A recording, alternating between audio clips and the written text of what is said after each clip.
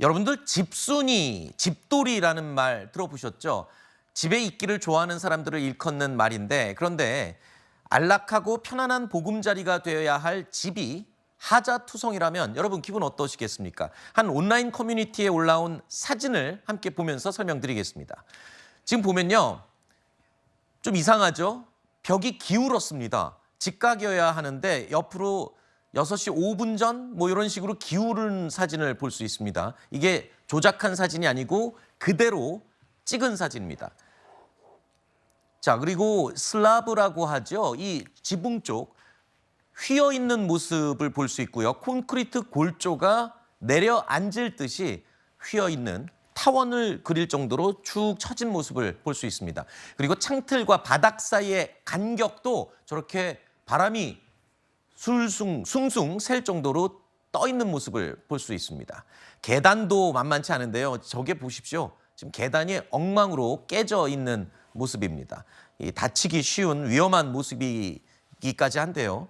이게 오래된 낡은 아파트가 아니라는 점이 지금 논쟁입니다. 이게 새 아파트라면서요? 네, 신축 아파트고 브랜드 아파트라는 겁니다. 아하. 그래서 입주민들이 이렇게 이제 부실 시공 하자에 대해서 굉장히 공분할 수밖에 없는 것인데요.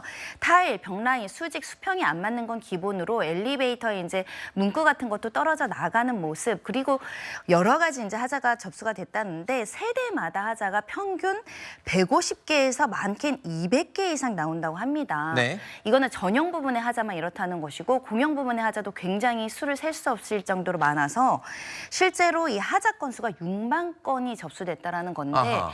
이게 사실은 신축이 돼서 사실은 준공을 한 아파트인지 아니면 만들어진 아파트인지 헷갈릴 정도로 너무나 하자가 많다는 것인데요.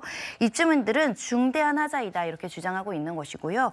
관계 당국에서도 중대한 하자가 보완된 이후에나 사용 승인하겠다 이런 입장을 밝혔습니다. 새 집에 들어간다고 가슴 설렜던 이 입주민들은 얼마나 속상할까요? 법적으로는 보상을 받을 수 있는 건가요? 하자 보수를 요구하고 그것이 이행되지 않거나 그에 가름되는 손해배상 청구를 할 수 있는데 네. 문제는 하청의 책임 소재가 좀 불분명할 아하. 때가 있고 시간이 굉장히 오래 걸릴 뿐만 아니라 하자를 보수할 수 있으면 보수를 하는 쪽으로 가기 때문에 보수엔 또 수년 동안 이제 기간이 걸려서 실제 입주민들이 생활상 불편함은 굉장히 오랫동안 겪어야 되는 문제가 있고요.